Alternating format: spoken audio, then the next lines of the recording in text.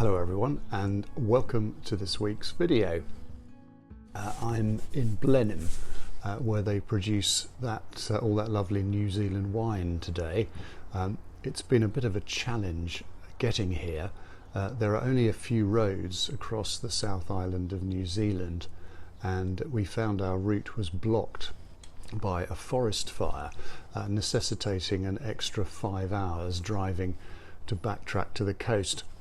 It's not quite the weather you expect for the second week of Lent, but it being Lent, you would expect me to talk about spiritual disciplines, the value of self-restraint and spiritual growth.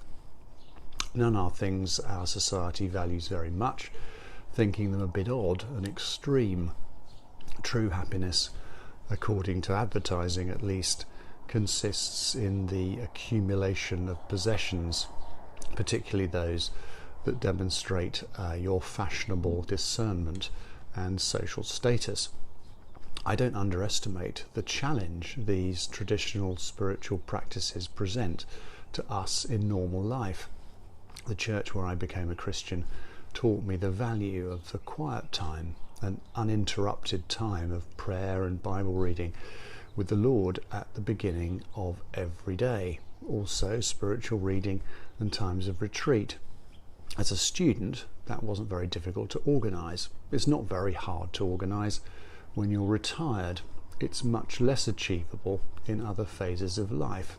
Think being woken up by small children early in the morning, or the farmer who must be up to milk the cows at 5 o'clock, or the shift worker whose life is simply exhausting.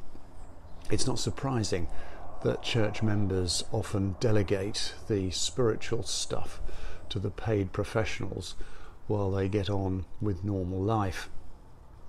The traditional spiritual practices emerged from the monastic movement as first practiced by the Desert Fathers and later refined by St. Augustine and St. Benedict.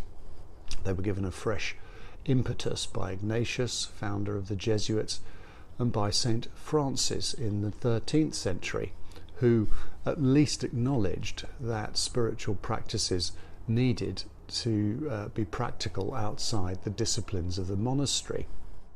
Modern spiritual writers make much of the Desert Fathers and the early monastics. Their spirituality is admirable, however, and this is probably heretical, whilst fuller accounts of their lives and practice display much that is holy and admirable, there is also behaviour that is eccentric or even plain bonkers.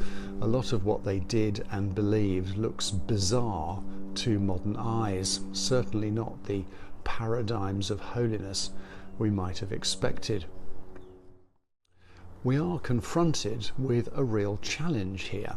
Research into spiritual growth and maturity consistently shows that growth into the likeness of Jesus depends on our spiritual practices, engagement with community at a deep level, and our response to suffering.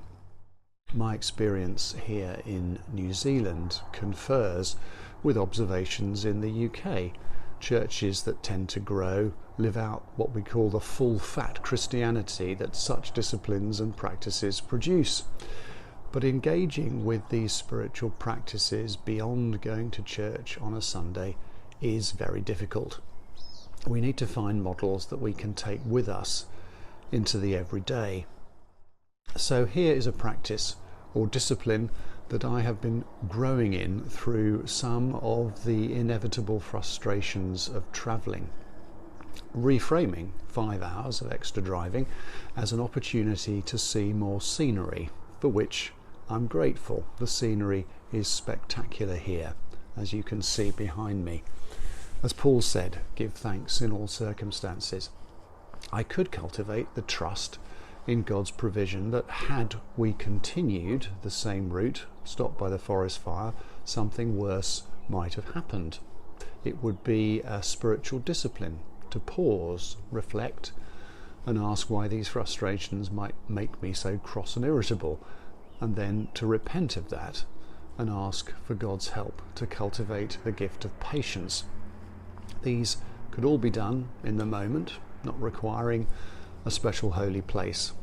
But little moments like these, in the reality of everyday life, could help us to become a little more like Jesus and interact with others in a more Jesus-like way.